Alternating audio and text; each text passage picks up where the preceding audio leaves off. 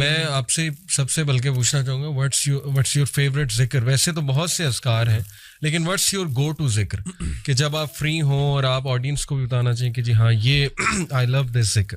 اچھا علی بھائی میں آپ کو بتاؤں کہ ایک پریکٹس جو میری پہلے بھی رہی ہے اور اب زیادہ ہو گئی ہے وہ یہ ہے کہ جب بھی میں ذکر کرنا شروع کرتا ہوں نا اللہ سبحانہ و تعالیٰ کا تو میں استغفر اللہ اور اللہم اغفر لی سے آگے نہیں جا پاتا. اللہ کیونکہ میں نا میرا دل کرتا ہے اللہ سبحانہ تعالیٰ کا ذکر کرنا. سبحان اللہ. اور میں اپنا محاسبہ جب کرتا ہوں نا کہ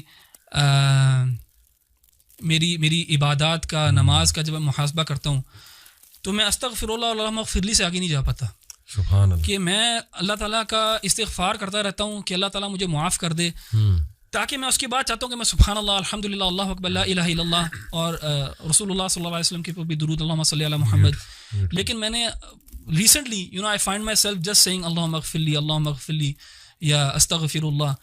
تو پرسنلی آج کل جو ہے نا اگر میرا ذکر جو سب سے زیادہ یہ ہے تو وہ یہی والا ہے اور وہ میری پرسنل جو اسٹیٹ ہے آج کل جس میں میں اپنے آپ کو پاتا ہوں اس وجہ سے. اینڈ اکارڈنگ ٹو حدیث جو کثرت سے استغفار کرے گا اللہ اس کے تمام جو ہے وہ. ابن تیمیہ رحمہ اللہ سے کسی نے پوچھا نا کہ اللہ کی تحمید زیادہ بہتر ہے کہ استغفار زیادہ, تو آپ نے اس کی بڑی پیاری مثال دی. آپ نے کہا کہ جب آپ نے کسی کو کسی جگہ پہ پرفیوم لگانا ہو کسی کپڑے کو تو سب سے پہلے you have to wash it.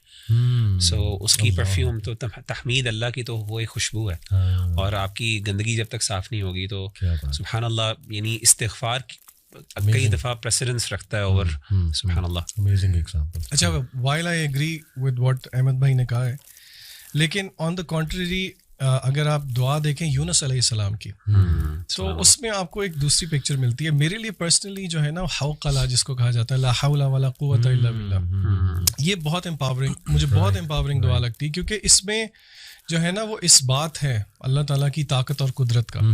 اور اگر آپ دیکھیں تو یونس علیہ السلام کی دعا میں بھی یہی ہے یعنی کہ اس میں بھی اس بات ہے لا الہ الا انت سبحانک انی کنت من الظالمین. تو میری گو ٹو پرسنلی اور کیونکہ حدیث میں آیا بھی ہے کہ عرش کے خزانوں میں سے ایک خزانہ ہے تو اور ہم نے علماء کو کہتے ہوئے سنا بھی ہے کہ if you want to see miracles happening, یہ کسی حدیث میں نہیں ہے تو ٹرائی لا حول ولا قوت الا باللہ 100 دفعہ نہیں وہ کہتے ہیں 500 1000 1500 2000 دفعہ کر کے دیکھیں تو صحیح, پھر دیکھیں کہ آپ کی زندگی میں کیا جو ہے نا معجزے ہوتے ہیں. اچھا احمد بھائی نے بات کی رمضان کی, قرآن کی اور دعا کی, یہ تو ہے ساری عبادت. اگر آپ پارے کے شروع میں آ جائیں تو اس میں ایک بڑی انٹرسٹنگ چیز ہے, بار بار سائنٹیفک چیزوں کی طرف جانے کو بہت دل کرتا ہے. اللہ تعالیٰ نے قرآن مجید کے اندر جو ہے وہ ایک طریقہ رکھا اور وہ کس چیز کو ثابت کرنے کے لیے رکھا کہ آخر اللہ کی عبادت کیوں کی جائے, یعنی کہ وہ کیا دعویٰ ہے جس کے بعد اللہ تعالیٰ کہتے ہیں اچھا کیونکہ ایسی بات ہے اسی لیے میری عبادت کرو. اللہ تعالیٰ نے ہمیشہ توحید ربوبیت کو کلیم کر کے آگے پھر کہا ہے دیر فار ورشپ می. کیا مطلب توحید ربوبیت کہ مثلاً اللہ تعالیٰ خالق ہیں, اللہ نے یہ پیدا کیا, اللہ نے وہ پیدا کیا. تو میں جن آیات کی طرف اشارہ کرنا چاہ رہا ہوں وہ آیات یہ اس پارے کے بالکل شروع ہی میں ہیں.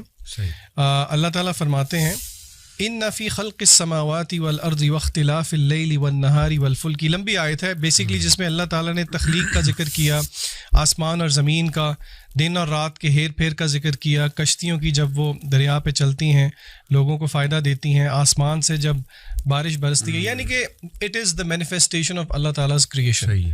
اور اسی طرح اور سورہ بقرہ کے شروع میں بھی اللہ تعالیٰ نے جب کہا یا ایھا الناس اعبدوا ربکم کہ اللہ کی عبادت کرو, اس کے آگے پھر اللہ تعالیٰ نے جو دلائل دیے وہ ربوبیت کے دیے. تو اس سے ہمیں ایک جینیسس آف فیتھ کا پتہ لگتا ہے کہ کس طرح اللہ تعالیٰ ہمیں الوہیت کی طرف لے کے جانا چاہتے ہیں کہ ہم اللہ کی کریشن پہ غور کریں. دیکھیے یہ تھیوریٹیکل بات نہیں ہے, آج کل اس کو اگر ہم پریکٹیکلی مینیفیسٹ کریں تو ہم سوچیں کہ وہ کون سی چیزیں ہیں جو کہ ہنڈرنس ہیں میرے اور آپ کے لیے کہ ہم غور و فکر کریں اللہ تعالیٰ کی تخلیق میں.